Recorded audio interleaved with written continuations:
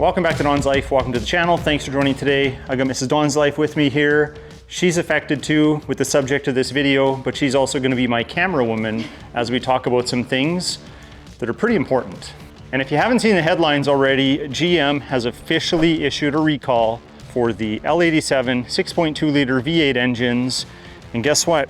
We own two of them in my 2021 GMC Sierra AT4 and in Mrs. Don's Life's 2022 Cadillac Escalade Sport Platinum. There are a massive amount of these trucks and SUVs that are affected. So we're going to talk about it today. Let's go.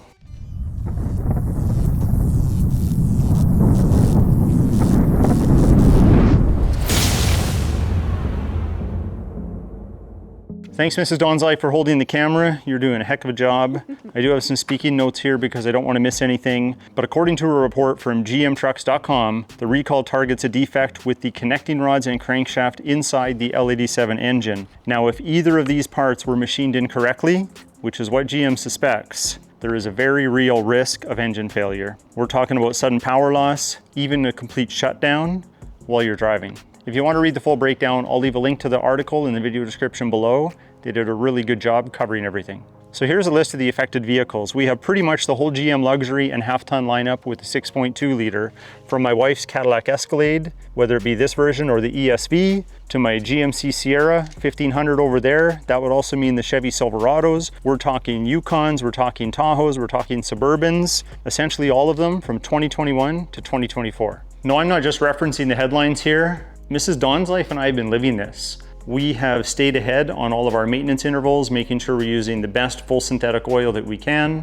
We've been driving an L9 as much as possible. A little harder to get Mrs. Don's Life to do it regularly, but I've been doing it, just making sure that I'm able to deactivate DFM when I'm bombing around town. But there was always that sinking feeling that this could happen to us. And thankfully it hasn't, and it may never happen to us.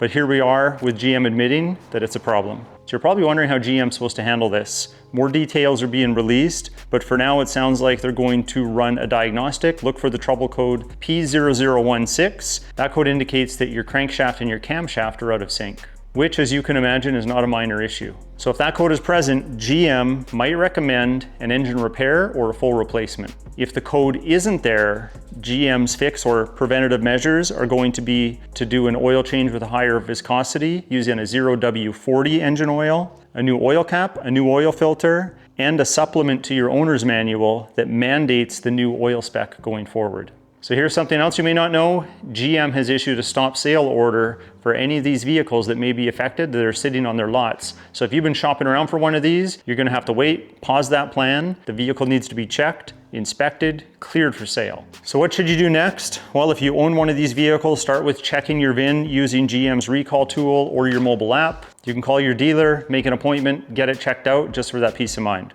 Track your service records. I know that I've had some concerns. I had a fuel injector replaced as an example. Keep records of all those things because you may need them. And God forbid that you're affected and you have to go through this recall, try and get yourself a loaner. So I'm not sure if you're going to get a recall notice, something like this in the mail. This was for the tailgate that could unexpectedly open. That's now been fixed. I just took that in last week, and I also had them do an oil change and fix a rear diff leak. Now, I don't think I've noticed this sentence before, but now it's recommending every 3 months or 5,000 kilometers that you change your oil. And as I look through here, it just says oil and a quantity, but no viscosity listed. If I go to the last oil change that I had previous to this one back in November, every 5,000 kilometers is what I've been following anyway. It doesn't have that sentence about the 5,000 kilometer intervals, but it does say the 0W20 oil. So I wonder if GM was already ahead of some of their practices with this and starting to recommend that these oil changes are more frequent, because the November 2024 service order doesn't say that, but the newest one does. Here's a look at the actual safety recall bulletin. You can see it talks about the inspection procedure, all the affected vehicles, exactly what to do if you're the dealer, and then the actual service procedure, all 7 steps. Let's go to the website and punch in one of the VINs and see what comes up. So here we are with the 2022 Cadillac Escalade Sport Platinum. And here we have it, an incomplete product safety recall for the L87 engine, loss of propulsion, release date, April 24th, 2025. Click on view, and here we have all the details. Status incomplete, remedy not available, to be determined, date of issue, General Motors, which has decided that a defect which relates to motor vehicle safety may exist in certain 2021 to 2024 model year Cadillac Escalade and Escalade ESV, Chevrolet Silverado 1500, Suburban and Tahoe, and GMC Sierra 1500, Yukon and Yukon XL vehicles equipped with a 6.2-liter V8 gas engine, RPO L87. The connecting rod and/or crankshaft engine components in these vehicles may have manufacturing defects that can lead to engine damage and engine failure. Dealers will inspect and, as necessary, repair or replace the engine. Vehicles that pass inspection will be provided a higher viscosity oil, which will also require a new oil fill cap, an oil filter replacement, and an owner manual's insert. How fun is that?